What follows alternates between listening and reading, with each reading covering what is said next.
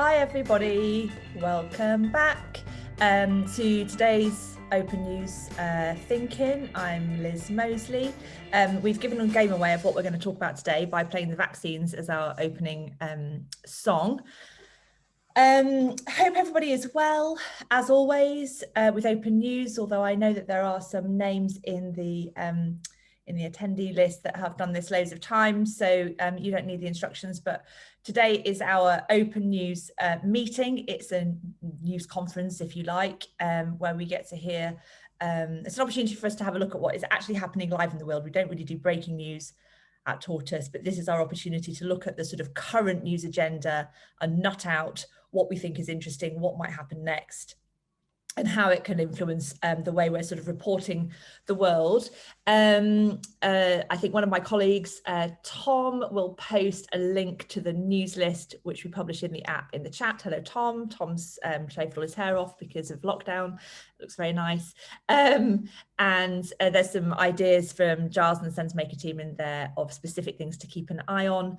And if you check your emails, you'll have recently received today's SenseMaker as well. So please do weigh in. I want to know what you think. I want to know what you don't know. I want to know what you'd like to know, and join in and get us going. I'm going to start today, as you say, we're going to look at the UK's vaccine rollout programme and have a proper think about to the untrained eye, it seems like it's working. And that's really what I want to have a think about what we know about how successful it is currently being, why that might be, what makes the vaccine rollout different from, for example, test and trace, what it might mean for opening back up again and all that kind of thing. And to start us off, I'm going to go to my colleague, Patricia, if I can, because with a couple of others at Tortoise, Patricia, you've been working on vaccine data for some time, and I think it would be really good to get us going. Hi Patricia, can you hear me? Hi. Okay? Hiya. Would you mind just starting us off today with where we're at? So the sort of main numbers, I guess the headline numbers that you struggle to not know, is that the UK government set a target of 14 million people vaccinated by mid-February, I guess February the 15th, I'm saying. And by vaccinated, I think it's offered one dose. Mm-hmm. Is that a fair summary of the sort of headline number of where we're at in this first phase? Yeah, so if we want to be really specific, it's 14.6 million that they want to offer the vaccine to. Okay. We've already vaccinated 4 million people as of Sunday. Okay. And that's just a first dose. And yeah, the rates have been growing very quickly. On Monday, they were about 145,000. They peaked at 324,000 on Friday. So that's a big inclusive rate. If we manage to keep that level, then the 2 million a week target is hit. In order to reach that 15th of February goal, though, we'd have to increase that to 2.5 million. But that is assuming that everyone will accept the vaccine. And again, that language around offered versus actually jab is very important there, because so let me just make sure I've understood this. So on the run rate that we were at Friday of last week, 300 and odd thousand, that would be enough to be doing, if that's maintained, we're doing 2 million a week, which is sufficient to hit February the 15th in broad brushstrokes in terms of people offered the vaccine. It's a little bit lower. We'd have to be at 2.5 million to get everyone. But like I said, this is assuming that every single person accepts the vaccine, which they probably won't. So I think the 300,000 rate is really, really good. It's big progress in that sense. And do you think, like you say, there was a rapid increase in the run rate last week? Is there more capacity for it to keep going up further still, or have we reached the top now based on what we know about supply and about the capacity of the distribution networks? Because they opened all big, those big new vaccination sort of centres was the big thing at the back end of last week in Taunton Racecourse and all of that. Are they at full stretch already, or is there still headroom there? So this is where it gets really tricky. They are going to they have aims to have open, I think it was 40 more big vaccine centres and lots of more local ones, but we don't actually have any information around supply. We don't have regional data. Okay. So we know, for example, that they've been rolling it out to some over 75s, but we don't. That's only because there's some regions that have more supply. Oh, okay. Um, And and what? and there's places that are still really behind on over 80. So there's a lot of inconsistency there. And because we don't have, we had the PPE data, but we don't have any data around supply for the vaccine. Okay. It's hard to know exactly what's going on there. My concerns would be, that there's a supply issue. We know that there's stuff, they can be really slow when it comes to filling the vials, that can be a potential problem.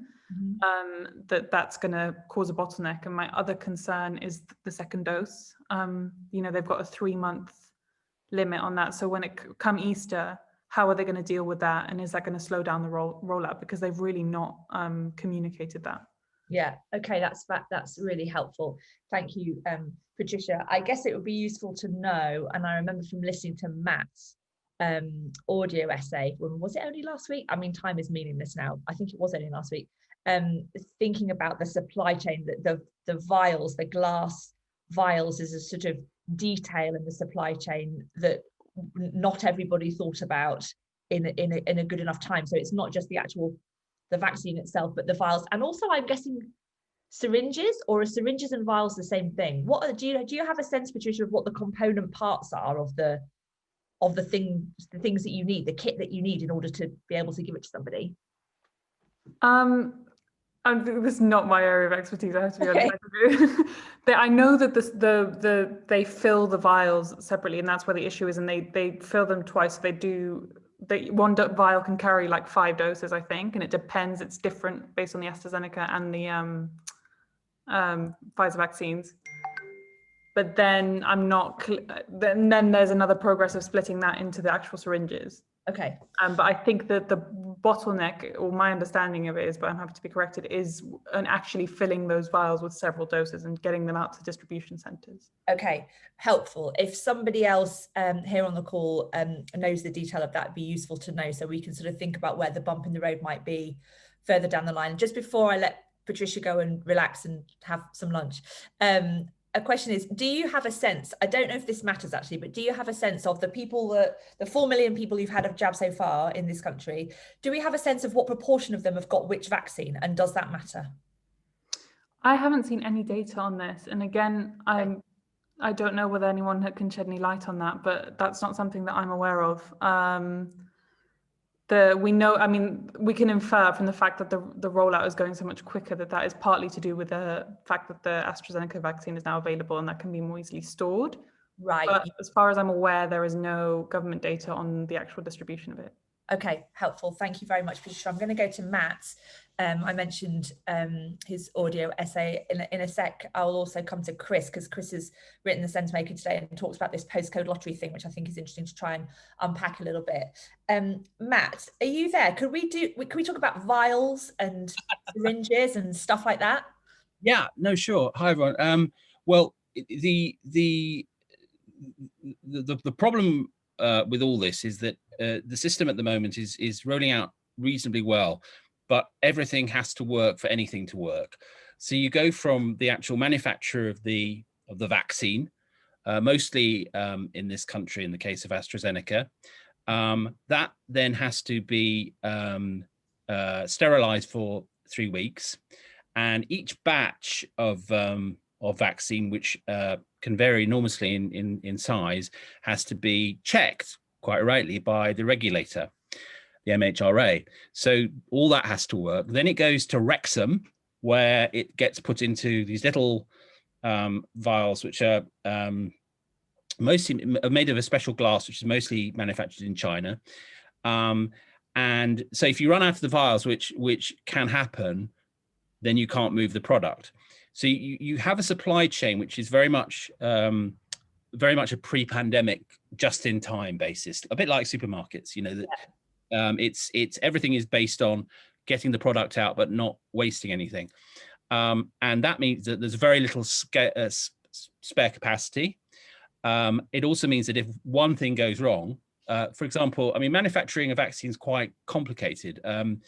One of the things that AstraZeneca are very, privately very aggrieved about is that everyone is rightly, amazed and awestruck by the research that went into the vaccine, but almost no credit goes to the complexity of manufacture. Actually, it is a very complicated process, and it can and does go wrong. So to Patricia's point, you know, you only have to get one of the links in this chain to break for the supply chain to really be in problems. Now, so far, not bad, but in order to hit these targets, everything has to carry on going absolutely right. And so there is a vulnerability there. And, you know, while one doesn't wish any ill upon it at all, of course, one wants it to carry on working. It has to continue scaling up, and it has to continue not faltering in the slightest way. So it's an ask. We're also seeing now the first signs of hesitancy. I think it was the Guardian reported that 1 in 5 care home workers are declining the vaccine, which is obviously a huge issue because they have a real they have a real sort of professional responsibility, you would have thought, to take the vaccine. And so that's, although it hasn't so far been a huge issue, it may well become more so. Do we have a sense of why those people in the people who work in the care homes, and is that prevalence of vaccine hesitancy just representative of people in general? 1 in 5. I think it is. I mean, actually, in so far, the levels of vaccine hesitancy have been spectacularly low compared to some of the polls last year, which was suggesting that almost a half of people would be resistant. But I think one has to bear in mind that the categories of people who are being given the vaccine at the moment are those who, to put it bluntly, have most to gain. They're in the highest risk categories because of age, the occupation they have in hospitals or elsewhere, or underlying clinical vulnerability. So, for them to be vaccine hesitant, they really have to believe that vaccines are bad for you. I think vaccine hesitancy will become more of an issue as the rollout continues. But it's a familiar phenomenon. The idea that the vaccine was in some way a bad thing was being baked into kind of political ideas, social media discourse throughout last year. So it's around, and it'll continue to be a problem. And I think the government's slowly waking up to the fact that it's going to have to actually have a front foot campaign to reach particularly communities that are historically hesitant about medical treatment and vaccination, and to work with them. And again, classic with this government, everything is being done at the very last minute. Yeah. Thanks, Matt. Actually, one last really quick question, because there's lots of interesting stuff I want to come on to postcode lottery and access as well to get your jab. Yeah. Quick question. Vaccine batches, each one has to be checked. Makes sense. How big is a batch? Well, it's an incredibly good question. I mean, it can be hundreds or thousands, but there's no variant. So it just a batch is like an Amazon parcel. It just has to be checked.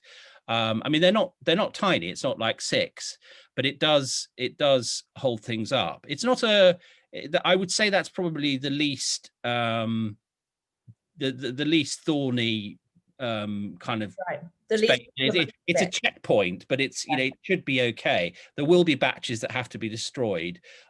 I merely mentioned it because it's another checkpoint, Charlie, in the whole process. Yeah. Okay, thanks ever so much, Matt. That's super helpful. There's lots to get through. I can see some comments in the chat. Paul Cottrell talking. You work in a care home. Paul, are you there? Just quickly before we leave the care home sort of context behind. Paul Cottrell, are you there? Just to talk to us a bit about reasons people are giving in your place of work. Hiya, Paul. Hiya, you all right? Hiya. Yeah, I'm good. How are you? Nice to see you. Not much to say more than my comment, really. Just chatting to people. I haven't got a statistical compendium on it. Just people are saying, well, I'm sorted now because I've had it in November or whenever I had it, back in the spring, which is beyond the antibody date, all that kind of stuff. That's it, really. Some people, people don't like to talk about disinformation when you're on a shift and all that kind of stuff, because in a clinical setting. So some of it's a bit obscure. Might be pressure from, the husband or whatever. I'm not creating any solutions here. It's just a bit of an observation. Yeah, that thing is, thanks, Paul. That thing about I've already had the virus. I wasn't sure if it meant I've already had the vaccine. I've already had the virus. That's come strong a couple of times. I must be immune. It's definitely lurks, doesn't it? That sort of belief system, and it's just not clear whether you are or whether you aren't. Okay, let's go to Chris. Chris Cook, you wrote in the Sense Maker today about this postcode lottery thing. My sense, Chris, it's a kind of twofold question. Firstly, some of the commentary about why the vaccine rollout plan is going, by most measures pretty well, second to Israel, we're doing pretty well in terms of the pace of rollout, stuff like that. It's been sort of attributed to the NHS as a centralized system that's designed perfectly for an exercise of this scale and complexity. That's really sort of, put us in a strong position in the UK. And then there's this other thing, which is, well, depending on where you live, you may or may not be ready to give it to you yet. So how do we reconcile those two things? What's happening? So I think actually, I'm actually checking the list of participants to check which members of my family are on this before I talk about it, because so in one of the things that's striking about Israel is that we sort of lauded Israel for the way that they managed to get everything out so fast. But actually, there are things about the way they distributed it that were a bit capricious, and even setting aside their relationship with the Palestinian issues. But within sort of just looking at sort of prosperous Israeli Jews, there are sort of odd things about the fact that basically there was a bit of a sort of scramble to get stuff. You could ring around if you knew people who could get in faster. But the truth was that everything happened so quickly, and they got the vaccine out so rapidly, it kind of didn't have time to become a big equity issue. Mm-hmm. And we have a much stronger set of norms about what we expect from public services in England. One of the reasons we can't have proper local government basically in this country is we get offended by the idea that someone else might have something we don't get to have in our local area. And the truth is that there is a sort of trade-off on equity and speed here. I was idly wondering about whether I didn't come to a conclusion because I didn't write about it this morning, about whether it would be better to, if say there's a bit of this country like the West Midlands where they are flying, is it better to get down the list and get more vaccines out to marginally less vulnerable people than it is to make sure you've covered all of your most vulnerable people, even if that means a slower overall process? Like, would it, what is the correct sequencing process? And the government appears to be saying that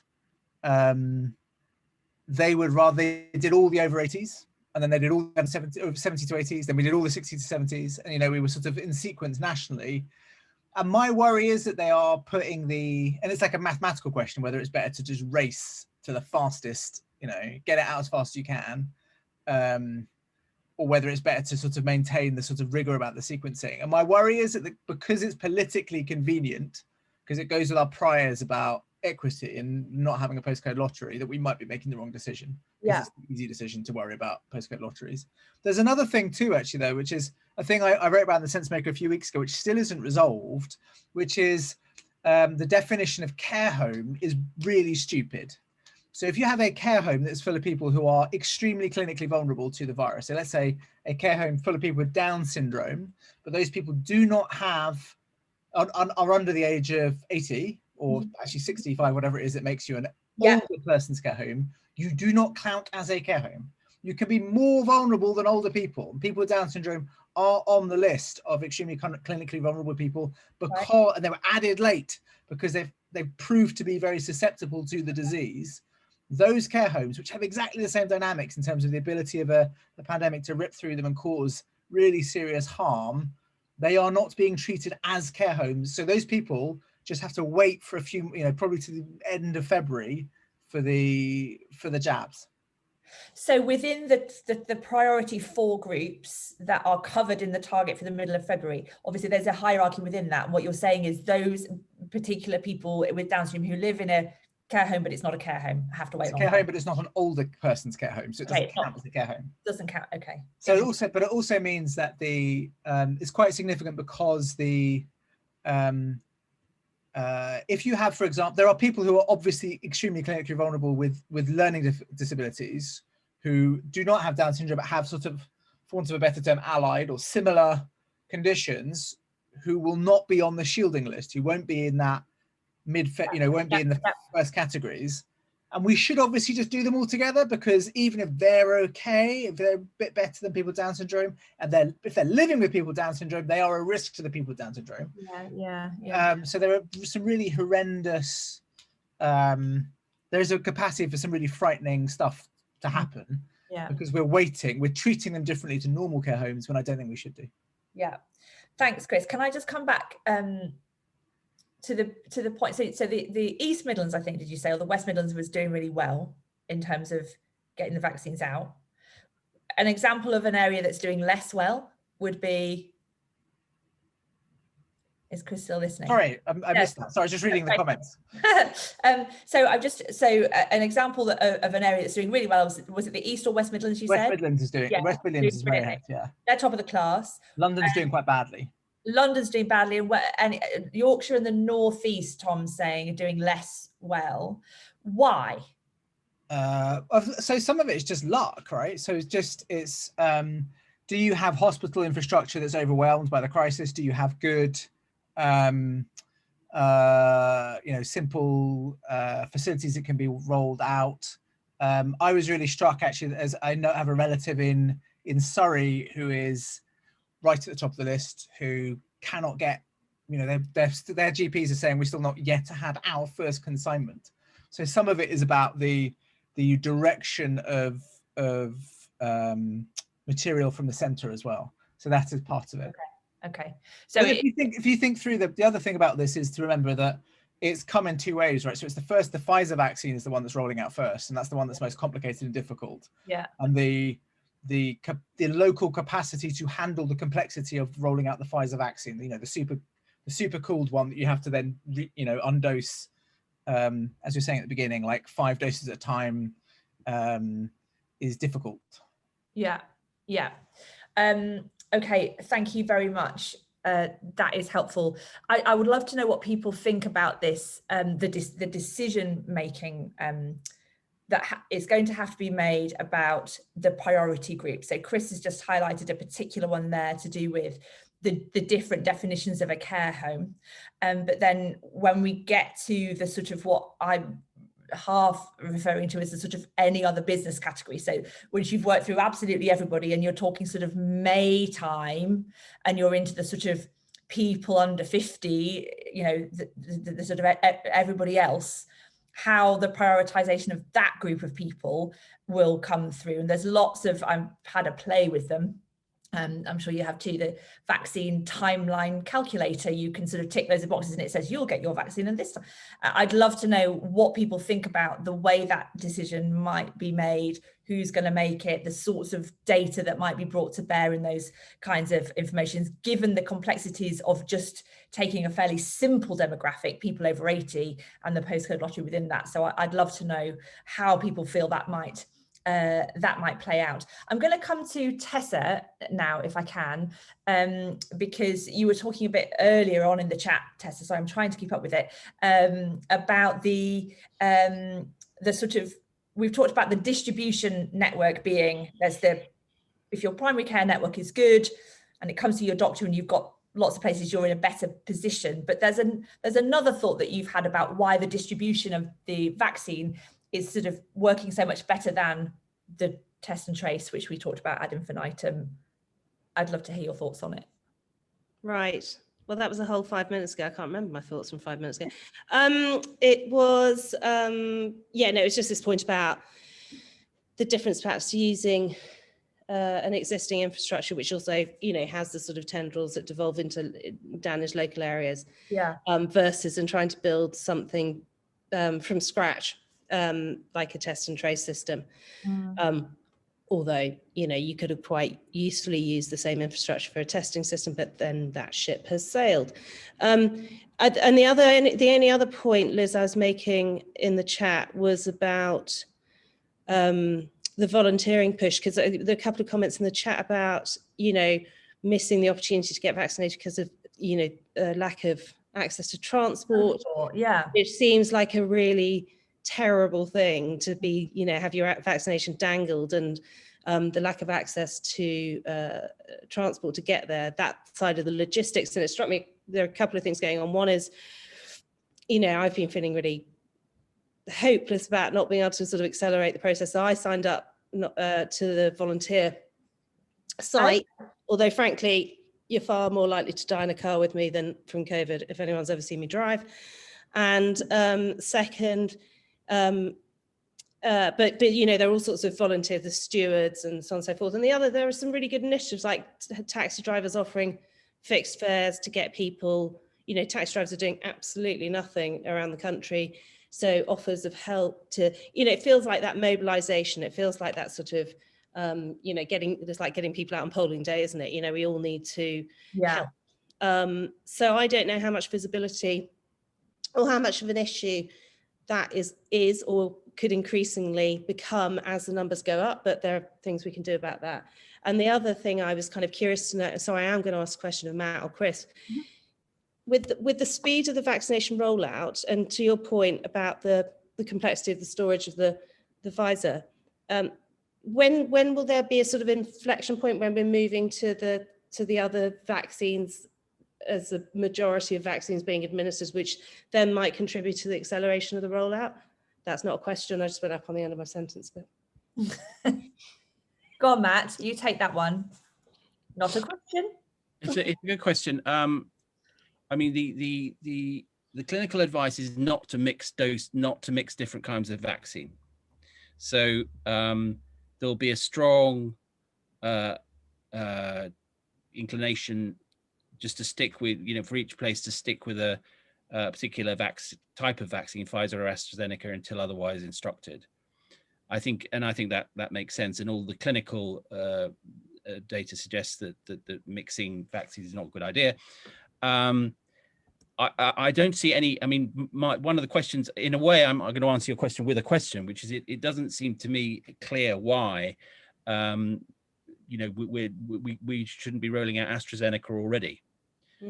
Not least because, as Chris was saying, the storage and transport issues involved are so much smaller.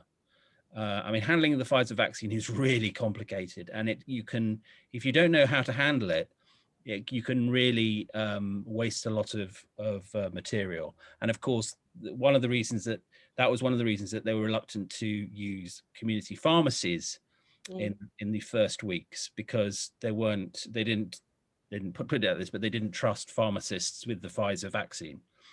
So I mean, a big question, I think, for Hancock and Harvey is, where is the AZ, and when is it going to be going fully on stream? Because then you can see things like, the Boots network, the big site they've launched in Halifax, that really, so I am just curious to know. And Anthony, don't worry, we don't mix vaccines like we mix drinks. But I just wonder when what we're anticipating in terms of acceleration with rollout of the AZ. Well, again. Oh, hang on, Matt, we've lost you. They need to accelerate very fast, to go back to Patricia's point, because to hit the number of doses a week, in order to hit the February the 15th target, they're going to have to deliver a lot more vaccines. They are. Yeah. Okay. So there's a question mark about why AstraZeneca isn't in people's arms yet, when we heard last week that it was kind of locked and loaded and ready to go. That's a specific thing. I'm really interested in what Tessa was saying about the volunteer network. I don't know actually, Tessa, where it is you've been to sign up and volunteer. It might be interesting to sort of bosh things in the chat of places. I did. And this thing about transport in particular. And also, I don't know, which I probably should do. I don't know anybody who has had their letter yet or their vaccine yet. I have, elderly parents and friends with elderly parents that are mainly up north. They haven't had their letters yet. And I don't know, when you get your letter or your text from your GP saying, okay, we're offering you the vaccine, do they write to you and say, we're offering you the vaccine, come at 2 o'clock on Wednesday? Or do they say, we're offering you the vaccine, log into the portal and request an appointment. How involved is it, the sort of process of actually being able to go? I think the sort of sense of accessibility and how fiddly it is not part of vaccine hesitancy, it's part of vaccine I can't do it. And I'd love to know how people are managing that. I would like to go now, if I can, to, there was a point made about teachers in this thing about prioritizing the queue, if you like. I'm just going to go back to find the name of the person who was talking about teachers. I think it was a Caroline? Yeah, Caroline McGuigan. Are you there, Caroline? Hopefully she is. Caroline, yes. yeah, hello. Yeah. How are you doing? All right, not too bad. Yeah, I include teachers, I include teaching assistants within that as well, because and those that work in school systems.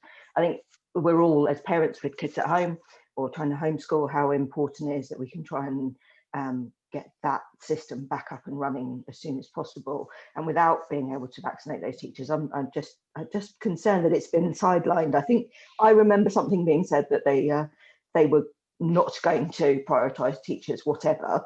But I just wondered if there was still a push for that, or whether people had kind of given up on that one, or where we were with it. Thanks, Caroline. I don't know the answer. I'd love to know if somebody else know the answer where we're at with teachers. Also, how many teachers are there?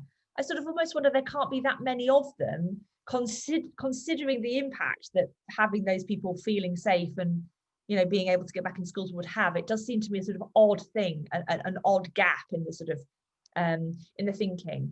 I'm going to go to John Alexander now, who's made a number of comments in the chat that I'd like to pick up on. John, are you there? Hello.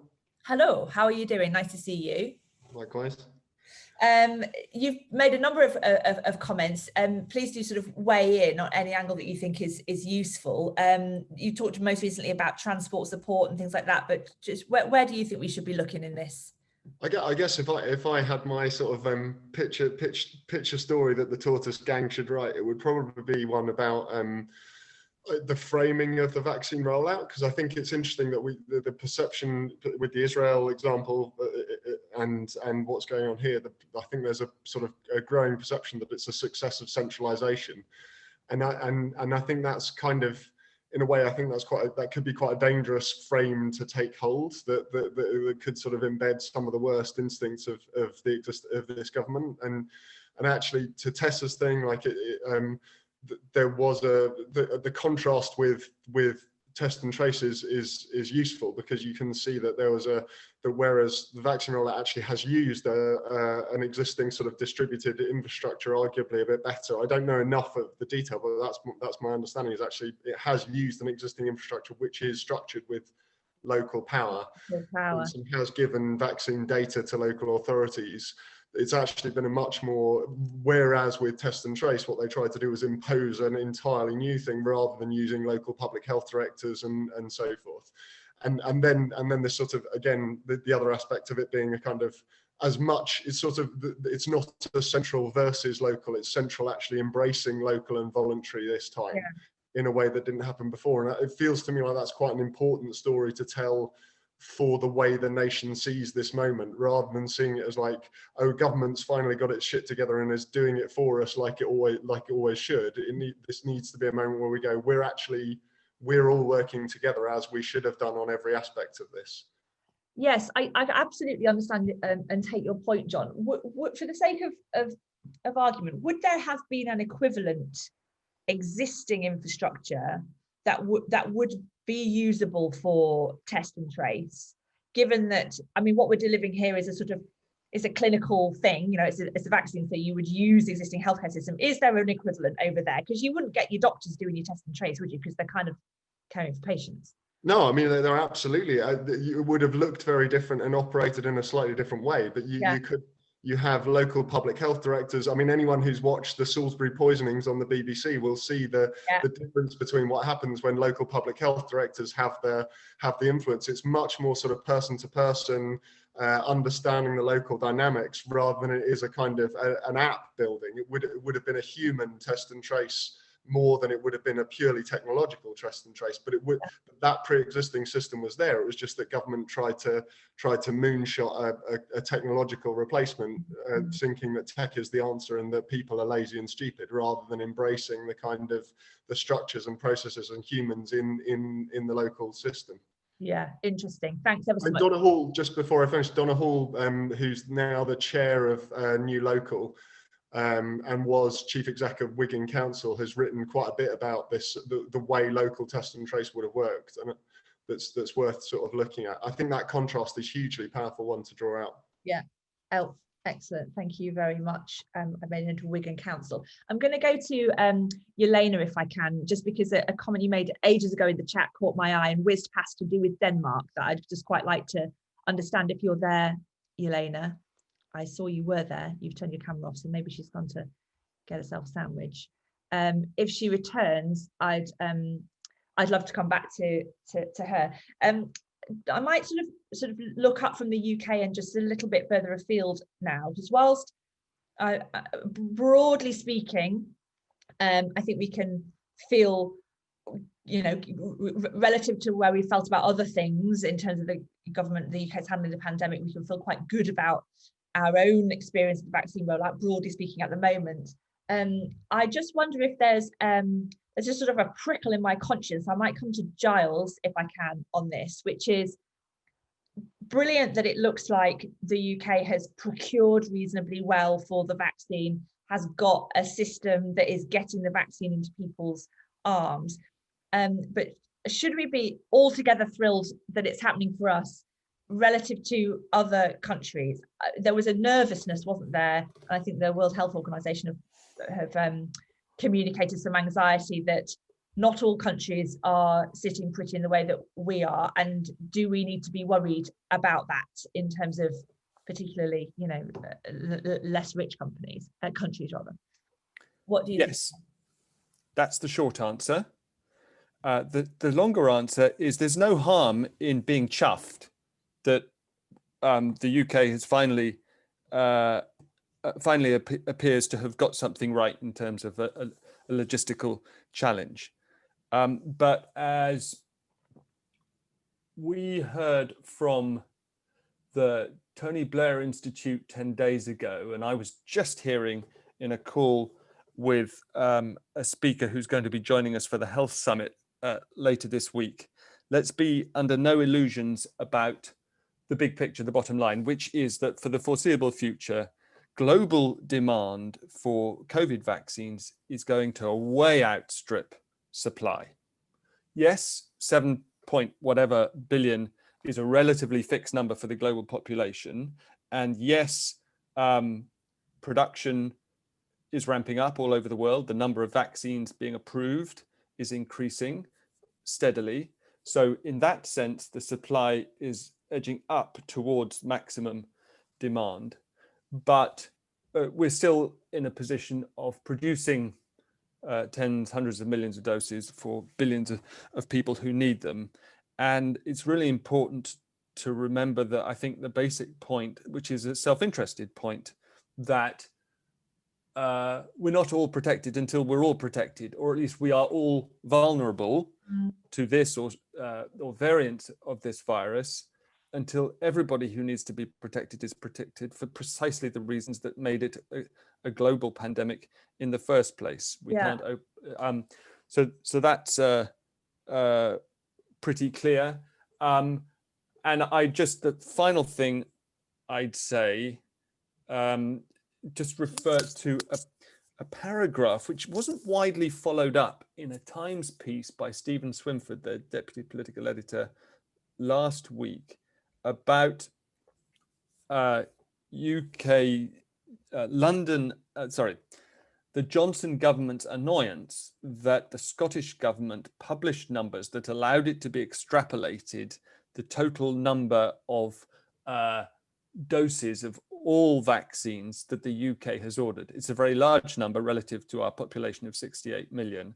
And if I understood it right, the anxiety on the part of Westminster was, well, if everybody knows how much we've got on order, then other countries are going to lean on manufacturers to deprioritize the UK, prioritize their own interests, and then you have the kind of ugly bun fight that that serves no one. We're a long way from what COVAX and the international bodies that Gates and others are backing want, which is a global system that assigns vaccine according to need rather than means.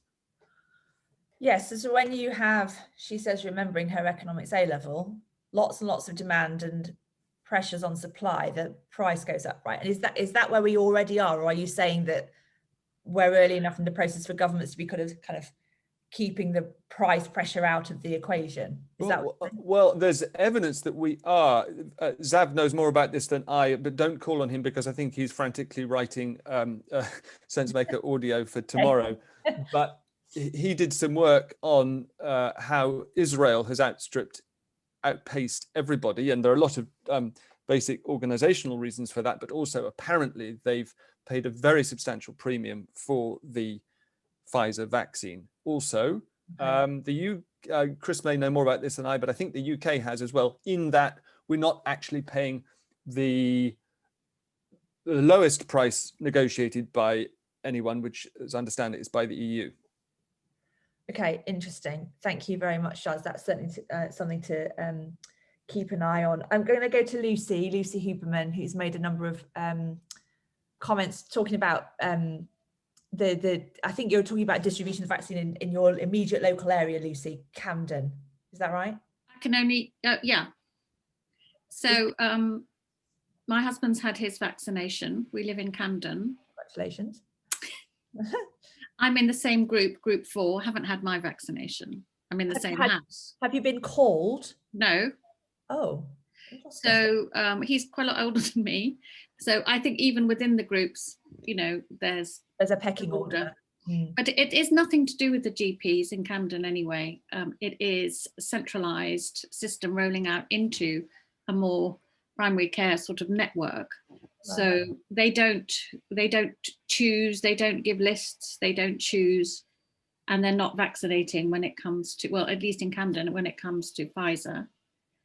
So he went to a building, next to the Royal Free Hospital. So, like all over the country, I don't know why we're not opening up St Paul's Cathedral, but Salisbury's opened up its cathedral.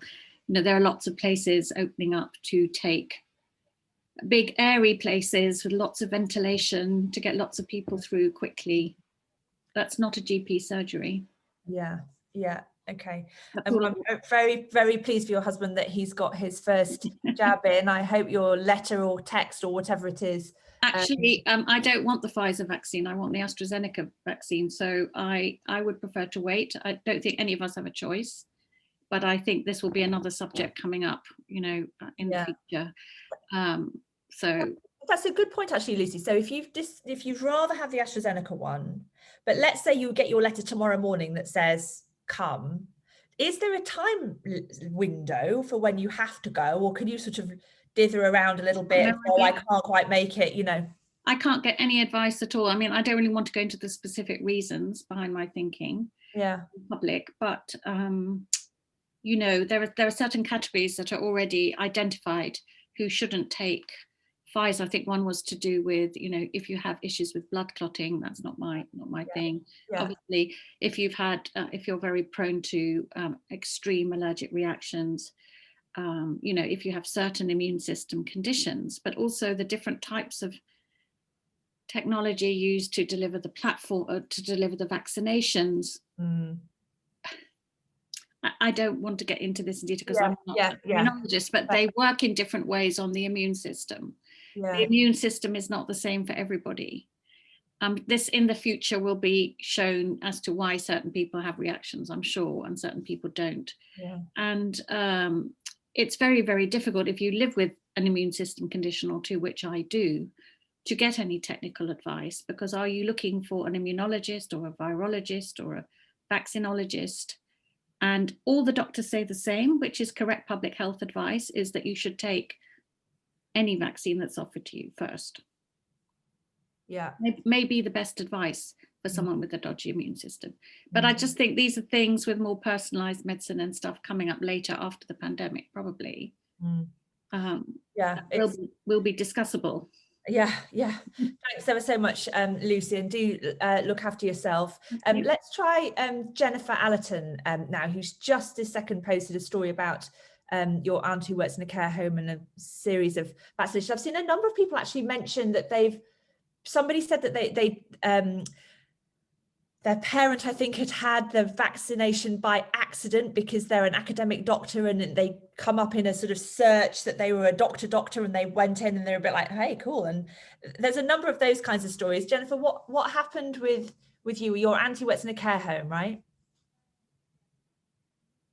Oh, I don't know if we can hear Jennifer. Momentary. Can you hear me now? Yes, we can hear you now. There we go. Yeah, she works in a care home, and they were visited by the group doing the vaccines locally a couple of weeks ago, I think. At the time, she'd had mentioned to the doctor who was going to give it to them that she was prone to reacting to things, so had allergic reactions and stuff. So they said it might be better to go into the hospital to have it just so that if anything did happen, they could treat her quickly. I don't know whether or not she's had it yet, but yeah, she is sort of in charge of that care home. So I think all of her other staff have had the vaccine, but she's not had it yet. She has to take herself to a hospital? She hadn't had it yet at the time. I haven't heard from her since then, but I don't know if she's had it yet. But yeah, that was their recommendation at the time. Interesting. I mean, it sort of logically makes sense that if you're worried about allergic reaction, you need to sort of be with people who can give you adrenaline or whatever it is they need to do to sort of bring you around. But then there is that complexity, isn't there? And as Patricia quite rightly says, oh, I see. So Chris Cook is just saying that there's a sort of, I know a mate who knows a man who knows a man, or in this case, a beautician who knows a doctor, who had some spare vaccines going, just in a box under their desk or something? They did mention, so there were places that, and this was just on the news recently, sort of last week sometime, were places where doctors had complained that because of the admin of like doing the tiered system, the sort of priority system, vaccines had been discarded, thrown away because they didn't have people coming in who were in the right level of the system, and so they didn't want to give it to people lower down. And so then there was the announcement about, please don't throw them away, do use them, which could be why they're giving them out to people as, okay, we need to use these, please come in and get a vaccine. We've opened the box, we may as well get it done before the end of the day, kind of thing. I don't know about that. Yeah, I can see. Okay, brilliant. I'm going to try to there's lots of comments I can see in the chat, but I do just want to pick up on something just so as we get into the last 10 minutes that I'm wondering about, which is to do with getting back to normal or opening up or whatever we might say. We're going to have a crack at thinking about this a little bit in SenseMaker Live on Friday lunchtime, but thinking about the notion of vaccine passports or vaccine certificates. And actually, if James is here, James Harding, I know this is something that he's interested in, so he might want to come in and talk a little bit about it. What's your sense of this idea of a vaccine passport? Once you've had it, we're going to have pubs opening up full of people over 80 who've had their vaccines and gleefully present their passport and order a pint. I mean, it sounds quite fun. I don't suppose it will work like that. Let's unmute James so he can talk about vaccine passports. Sorry, Liz, I just think that this is one of those things where you see instinct in politics playing out when there's a really practical issue in front of you. So the instinct is, we're a Conservative government, we're naturally skeptical, suspicious of anything that is either bureaucratic or an intrusion of privacy. Vaccine certification is both of those things. Let's not. And then the practical push for it is, yes, but there's a world of business people who need to get on planes to try and get their businesses back and up and running, particularly post-Brexit. There are going to be lots of people who want to go on holiday, but more than that, there are going to be these really difficult decisions for businesses, particularly small ones, that are saying, we want you to come back into work now. Do you have proof that you've got a vaccine, right? Because it makes the responsibility for the employer less, it lessens the anxiety for other employees. So this is one of those things where you just think the objections are instinctive and almost ideological, and the requirements for it are quite, practical. Yeah. And do you have a sense of which way it's going to go? So my general view of these things is you say no to them until it becomes impossible and you have to say yes. Yeah. So if you look at our record on this, what the UK has done is say, look, we're not going to, block travel. We're not going to quarantine visitors. And then we do. So my expectation is that, and I think there'll be pressures from certain lines of work, like airlines will expect it, and other countries will. When you travel to lots of countries now, you need to arrive with those little yellow booklets that say, I've had this jab or that jab. I suspect that will be the same in other places too. So it'll creep in. My feeling is it would be really, really helpful for people. Interesting. I'd love to know what everybody else thinks. William, Jeremy, I can see. Oh, William, you've had your hand up. I'm so sorry. Your little yellow hand I can just spy on the left of my screen. Let's go to William. Your instinct about vaccine passports it's a no. Well, it's sort of mixed in a way, because there's the sort of state power aspect of what happens if we end up living in a world where health security is deemed to be so important that we all have to carry some kind of bit of paper that says I've had vaccines and I've got this and that, but I haven't got A, B, and C. And so there's a civil liberties aspect. That's the sort of dystopian short story film treatment. Just seen the Cassandra crossing again from the 1970s, which is like a kind of almost a banner for our time, with Richard Harris and company stuck on a train that's called Plague written, and Burt Lancaster is in a kind of ivory tower directing from something called the International Security Health Security, and so that's one part of me. But there's another part to me very much taps into what James has been saying about how that's a practical aspect of life as we will go forward. How does it play with the whole ID card thing? I'd love to know what James might think about that in terms of the great debate we had back in the Blair days in the 90s, of the late 90s. We had a recapitulation of all those issues to do with, is it British to carry an ID card? But we all have a passport, or a lot of us do, and we have driving licenses, etc. I better shut up because people want to come in. Never, William. Always a pleasure to hear from you. I think that the key thing with for me with the sort of passport thing in relation to vaccination particularly is the one that Lucy's just posted in the chat, which is the vaccine as it stands. All we know is, we think, hope would seem to be, it protects you from getting it, but I don't think it prevents you from spreading it. So the whole thing of, are you allowed in order to be able to travel, it's slightly sort of wrong ended way of looking at it to my mind. But I might have got the wrong end of the stick on that one. We're in the last 5 minutes, and this is a big question to ask for the last 5 minutes. But just while we're on it, the other slice of this whole vaccine thing that I feel very, very anxious about, because I don't know, is this thing about mutation. So whether the vaccines multiple that we have, I don't just mean the 3 that are sort of in use here, but globally there are others, and Russia and everything else, Brazil.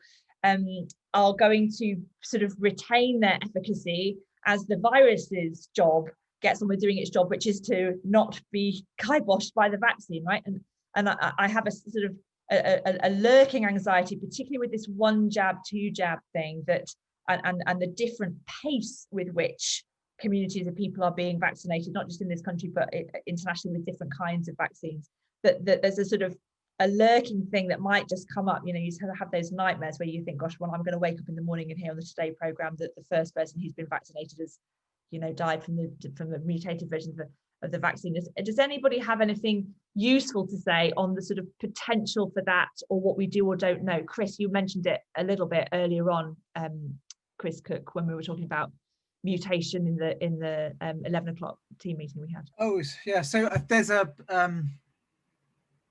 there are signs. So there's signs that the virus mutations that have come about, that have been widely studied, have come about as a consequence of antibody pressure, right? So they have some poor person has had the virus, their immune system has put up quite a good fight, but not enough to clear it from their system.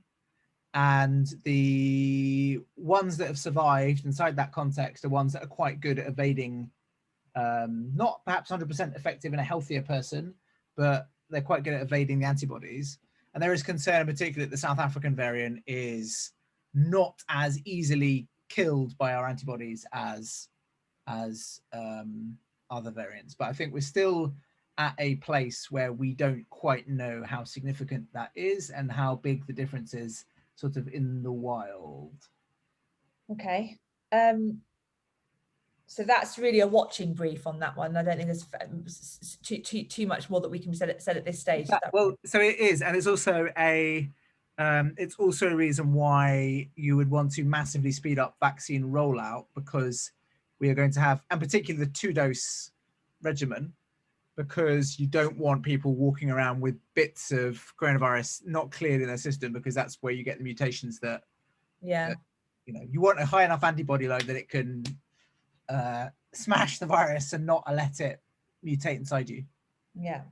Okay. I'm just jotting down the notes of the sort of, there are 5 things. I know we've covered a lot of ground today, and as always with open news, it's more a sort of sniff out and test than to be conclusive, but there are 5 things that I think are important for us to keep a close eye on. The first is this thing we've just mentioned just now, which is about the outcome of the testing on transmission for people who have had the vaccine, because I think that plays out into opening up passports and certificates and all of that side of things. So that's the data that we need to keep an eye on in terms of the next phase. The second thing which we've touched on is about the detail in the prioritization of who gets it first. That example about the different types of care homes and the people in them that Chris gave as a live one now, but there are going to be so many of those as we sort of fan out with more and more people sort of getting their letters and otherwise, how those decisions are made, who makes those calls, teachers we've talked about. I think that's detail that we really need to stay on top of at Tortoise, because it will tell us a lot about where the sort of mindset is of the people who are making these decisions, awful decisions actually. I don't envy them one bit. Obviously the mutation thing is a huge concern for everybody, and probably the next big scientific area of focus.